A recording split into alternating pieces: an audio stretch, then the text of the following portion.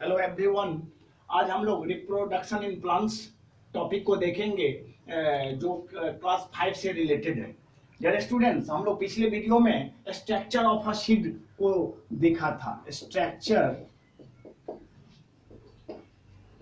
Of a seed, जिसके अंतर्गत हम लोग देखे थे एपिकोटिल जो डेवलप होकर के प्लूमिल में कन्वर्ट कर जाता है। फिर देखा हम लोगों ने हाइपोकोटिल जो कन्वर्ट होकर के रेडिकल बन जाता है। इसको मूलांकुर कहा जाता है, मूलांकुर, और इसको परांकुर कहा जाता है, परांकुर कहा जाता है। फिर हम लोगों ने सीड कोट और कॉटिलेडन्स को डिटेल किया था। आज हम लोग जर्मिनेशन को देखेंगे। How do seeds germinate? बीजों में अंकुरन से क्या समझते हैं, बीजों में अंकुरन का क्या अर्थ है? तो आज हम लोग जर्मिनेशन ऑफ सीड को जानेंगे। Germination of seed, germination of seed, of a seed, बीजों में अंकुरन। डियर स्टूडेंट, हम लोग सबसे पहले अंकुरन को देखते हैं। The process through which a seed develops itself as a baby plant in the presence of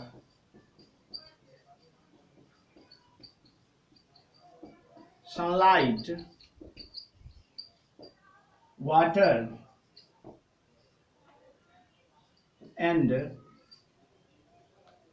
air is termed as germination. एक बीज, एक सीड कैसे जर्मिनेट करता है?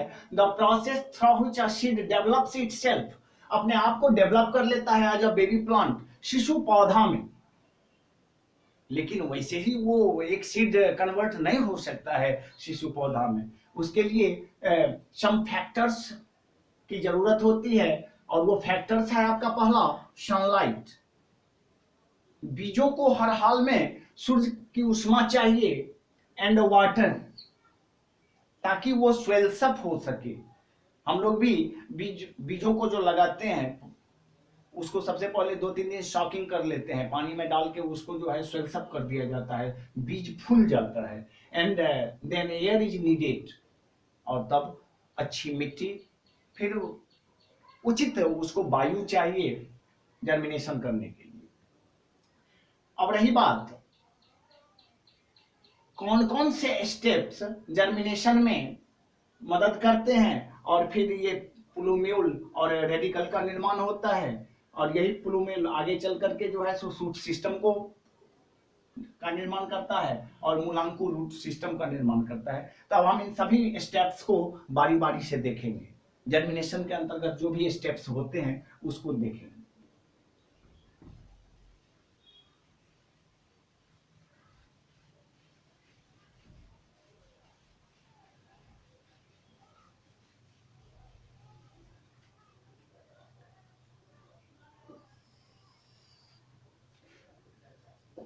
Steps for germination. Steps for germination. Germination.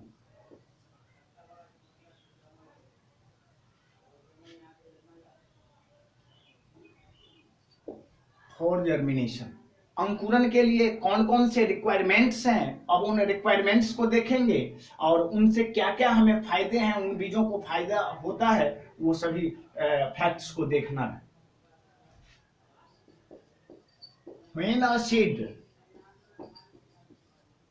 gets favorable condition like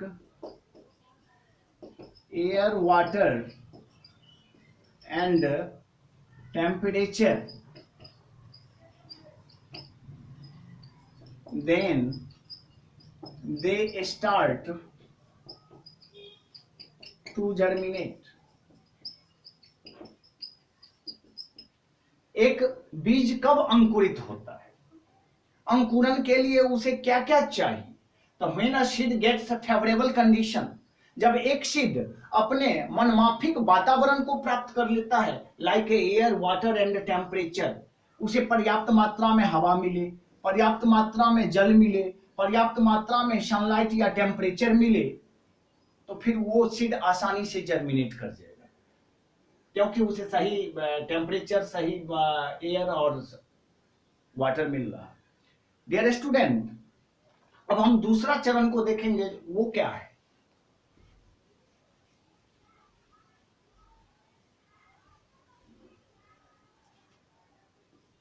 After getting favorable condition,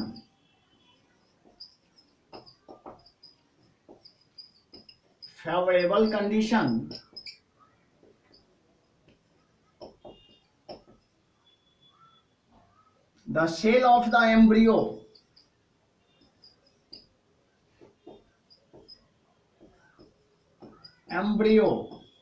swells up, फूल जाता है,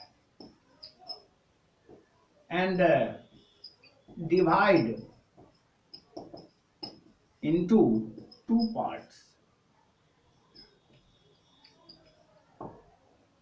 After getting favorable condition, जब बीज को उचित कंडीशन मिल जाता है जर्मिनेशन करने के लिए, जिसका हम लोग पीछे वर्णन किए हैं, द एम्ब्रियो स्वेल्स अप, जल जाने के साथ ही वो फूलना क्या हो जाता है, शुरू हो जाता है, and divide into two parts, और वो दो भागों में बढ़ जाता है।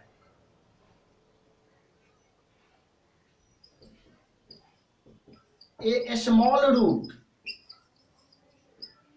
कॉल्ड radical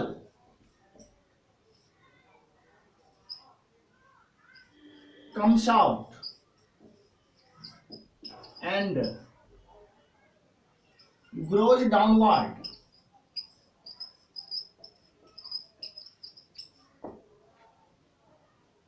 जब बीजों में स्वेल्स अप या बीज फूल जाता है पूरी तरीका से, तो अचानक जो है सो उसका सेल डिवाइड हो जाता है, दो भागों में बट जाता है। इस small root called radical comes out, और डिवाइड होने के पश्चात वो दो भाग में बढ़ता है, तो एक भाग रेडिकल के रूप में बाहर आता है और दूसरा भाग प्लूम्यूल के रूप में बाहर आता है। जो रेडिकल के भाग में रूप में बाहर आता है वो डाउनवर्ड मोड में रहता है, मतलब नीचे की ओर वो ग्रोथ करता है, और जो प्लूम्यूल बनता है वो ऊपर की ओर ग्रोथ करता है।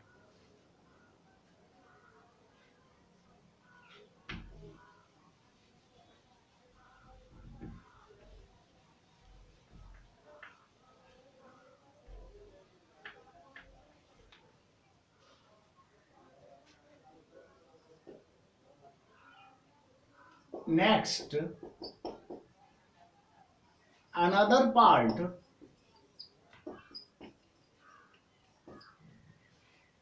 called epicotyl, which develops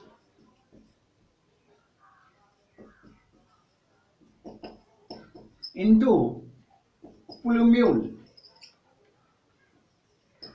जिसे हम हिंदी में परांकुर कहते हैं, एंड लेटरली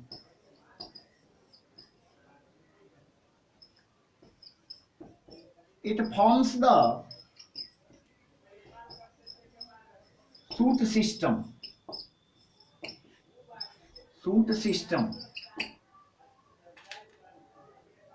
उस बीज का दूसरा भाग जो कि एपिकोटिल होता है वो डेवलप कर जाता है किसमें, प्लूम्यूल में, जिसको कि हम प्रांकुर कहते हैं, एंड लेटरली बाद में it forms the shoot system, और बाद में जो है वो शूट सिस्टम का निर्माण करता है। ऐसे shoot system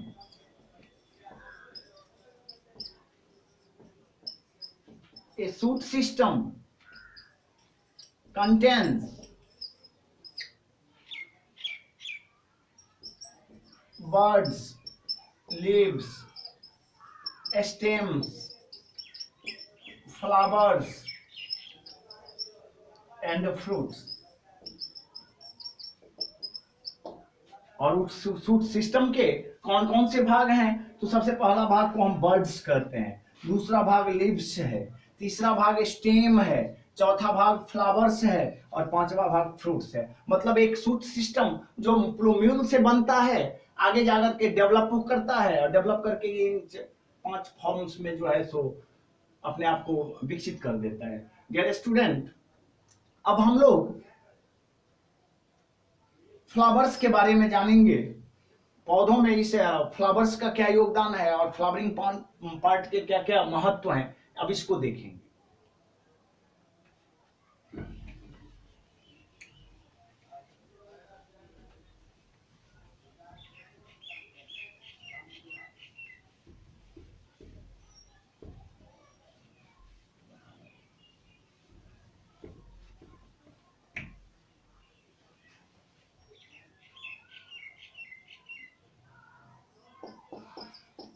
Structure of a flowering plant। अब हम लोग फ्लावरिंग प्लांट के स्ट्रक्चर को देखेंगे। एक फूलदार पौधों के स्वरूप बनावट क्या होते हैं।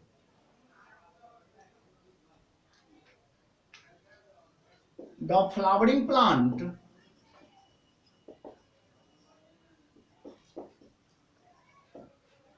has basically 4 parts।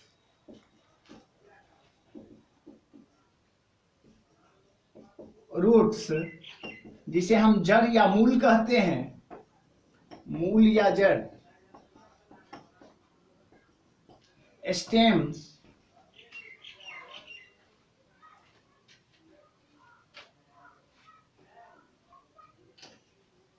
जिसको हम तना कहते हैं।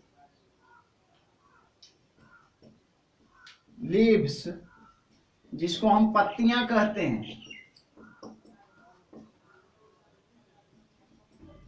फ्लावर्स, जिसको हम फूल कहते हैं। ये 4 मुख्य भाग होते हैं एक फ्लावरिंग या फूलदार पौधे के। अब सबसे पहले हम देखेंगे कि इस रूट्स का क्या फंक्शन है, इस स्टेम का क्या फंक्शन है, ये लीव्स क्या करता है पौधे के लिए और ये फ्लावर्स का क्या योगदान है। तो सबसे पहले हम देखेंगे रूट्स को। रूट्स क्या है?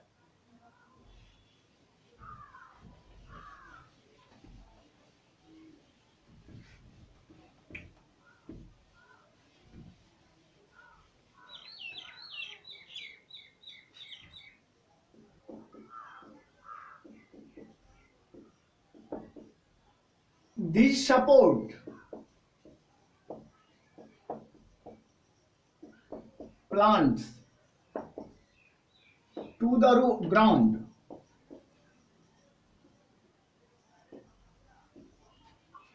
and saves them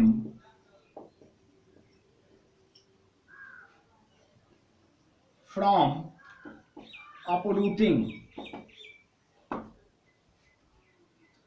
रूट्स का क्या योगदान है, कौन सा फंक्शन वो प्लांट के लिए करता है? तो this support plants to the ground, ये पौधों को जमीन से जोड़ने में मदद करता है।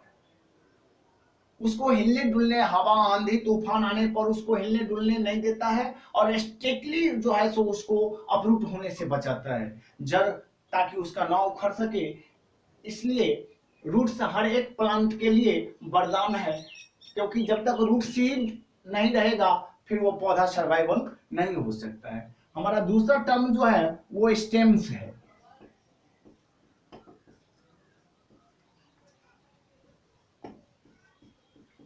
These support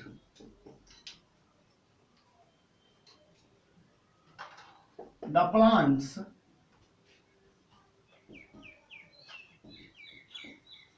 as the transporting system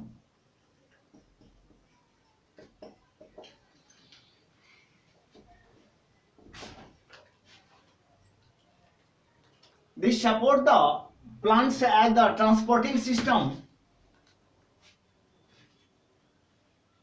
because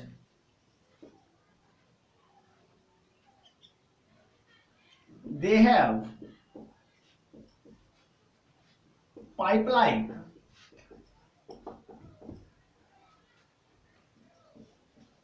vessels called xylem cells and phloem cells.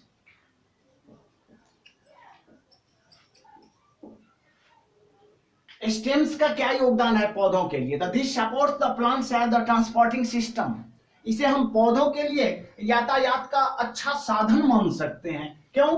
क्योंकि because they have pipe like structures. इसकी आकृति जो होती है वो पाइप नलिका नुमा होती है, जो कि दो प्रकार के वेजल से बने हैं या सेल से बने हैं, जिसमें से एक को हम जाइलेम सेल कहते हैं और दूसरे को फ्लोएम सेल कहते हैं।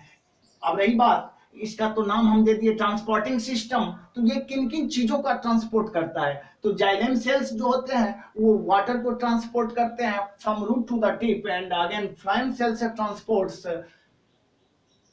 Food from tip to the plants. अब इसके अन्य दो पार्ट्स जो कि हमारा लिप्स है और फ्लावर्स है, उसको डिटेल करें।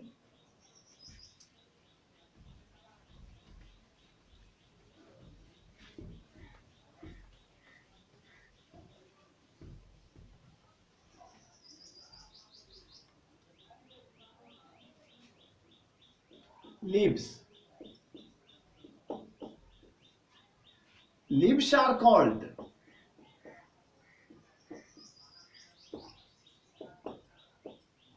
the kitchen of the plant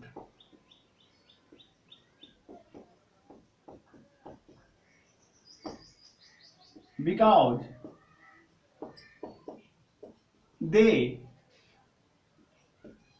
help plants to prepare food. Leaves को किचन ऑफ द प्लांट कहा जाता है, पौधों का खाद्य कारखाना। किचन ऑफ द प्लांट का मतलब है पौधों का खाद्य कारखाना। जैसे हम लोगों का भोजन रसोई घर में बनता है जिसको हम किचन रूम कहते हैं, वैसे ही पौधे भी अपना भोजन पकाते हैं। कहाँ? तो लिव्स में। So leaves are referred as kitchen of the plant because they help plants to prepare food.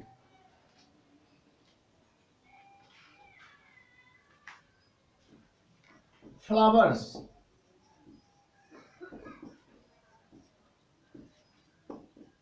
It contains the reproductive organs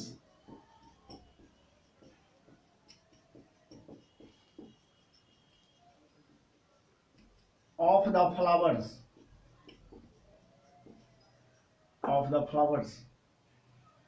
flowers को रिप्रोडक्टिव ऑर्गन माना जाता है पौधों के लिए, क्योंकि इसी से प्रजनन का विकास होता है। यहीं से नए संतति, पौधों की नई संतति को प्राप्त जो किया जाता है, उसके लिए फ्लावर्स कैपेबल है। यही सबसे अहम भूमिका निभाता है और हम नई जनरेशन, पौधों के नए जनरेशन को प्राप्त करते हैं। So it contains the reproductive organs of the flowers. Dear student, अब पौधे के फ्लावर्स कौन कौन से रिप्रोडक्टिव ऑर्गन्स को फॉलो करते हैं, इसमें निहित होते हैं, उन ऑर्गन्स के बारे में हम अब जानकारी लेंगे। तो सबसे पहले तो हमें एक स्ट्रक्चर बनाना होगा फ्लावर का। तो आइए सबसे पहले एक स्ट्रक्चर बनाते हैं फ्लावर का।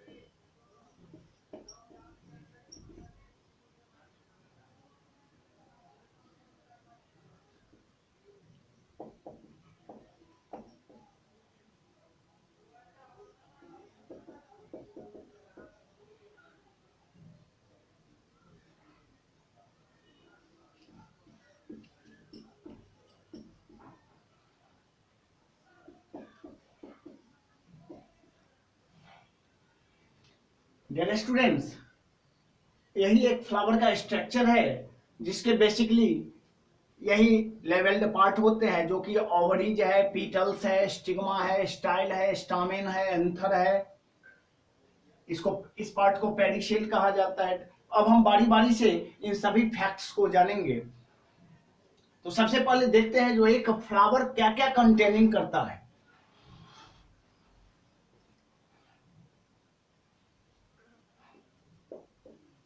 ए टिपिकल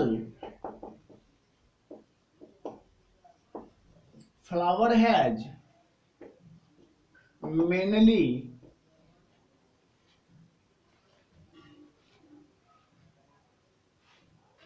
थ्री पार्ट्स। उसमें से पहला को हम कहते हैं स्टामेन, दूसरे को पिस्टिल और तीसरे को ओवेरीज कहते हैं। यही मुख्य तीन भाग होते हैं, स्टामेन, पिस्टिल और ओवेरीज। इसमें से स्टामेन को हम पुंकेसर कहते हैं, पिस्टिल को स्त्री केसर कहते हैं और ओवेरीज को अंडाशय कहते हैं। A typical flower has mainly three parts. एक फूल के मुख्यतः तीन भाग होते हैं, जिसमें से पहला है आपका स्टामेन, दूसरा है पिस्टिल और तीसरा है ओवेरीज। उसमें से स्टामेन को हम पुंकेसर कहते हैं, पिस्टिल को स्त्री केसर कहते हैं और ओवेरीज को अंडाशय कहते हैं। अब हम देखेंगे स्टामेन क्या करता है।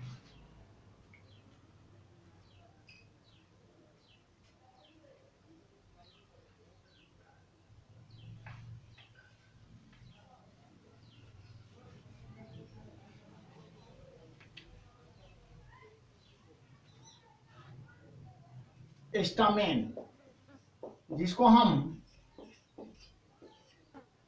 पुंकेसर कहते हैं, क्या कहते हैं? पुंकेसर।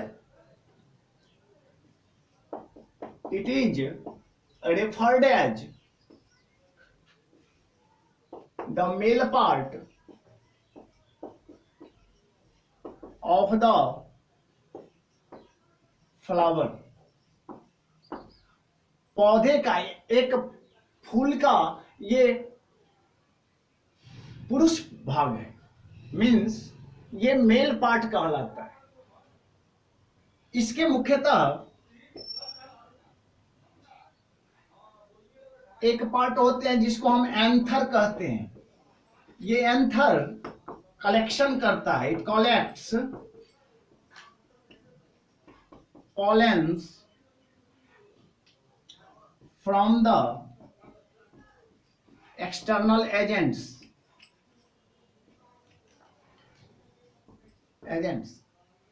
इस स्टामेन में एंथर निहित होता है, जिसको हम परागकोश कहते हैं। It collects pollens from the external agents, और ये प्रतीक्षा करता है कि कब कोई एक्सटर्नल बाहरी एजेंट या अभिकर्मक आए और हमें मदद करे, हमें पॉलेन दे। पॉलेन से यहां मतलब है परागकण।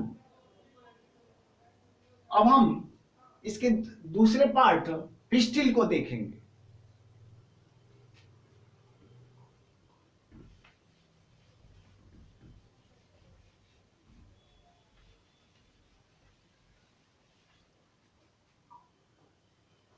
Pistil,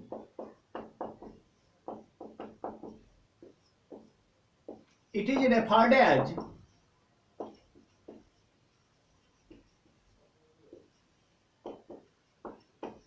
female part of the flower। इसे फूलों का स्त्री भाग कहा जाता है, फीमेल पार्ट, और इसको हिंदी में हम स्त्री केसर या मादा केसर कहते हैं। इट हैज मेनली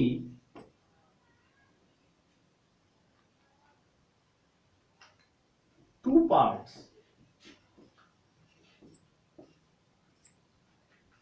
एस्टिग्मा स्टाइल और दूसरा ओवेरिज।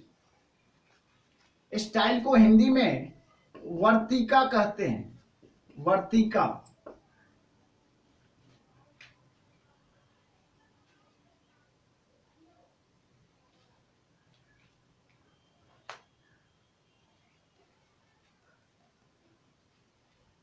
It has mainly 3 parts. उसमें से एक को हम एस्टिग्मा कहते हैं, जिसको हम वर्तिकाग्र कहते हैं, दूसरे को स्टाइल कहते हैं जो वर्तिका है, और तीसरे को ओवेरिज कहते हैं जो कि अंडाशय होता है। डियर स्टूडेंट, ये मुख्य पार्ट थे एक फ्लावर के जो रिप्रोडक्शन में मदद करते हैं। आज इसी के साथ हम अपना लेक्चर समाप्त करते हैं। फिर नेक्स्ट वीडियो में हम इसके और भी पार्ट्स को डिटेल करेंगे। तब तक के लिए धन्यवाद।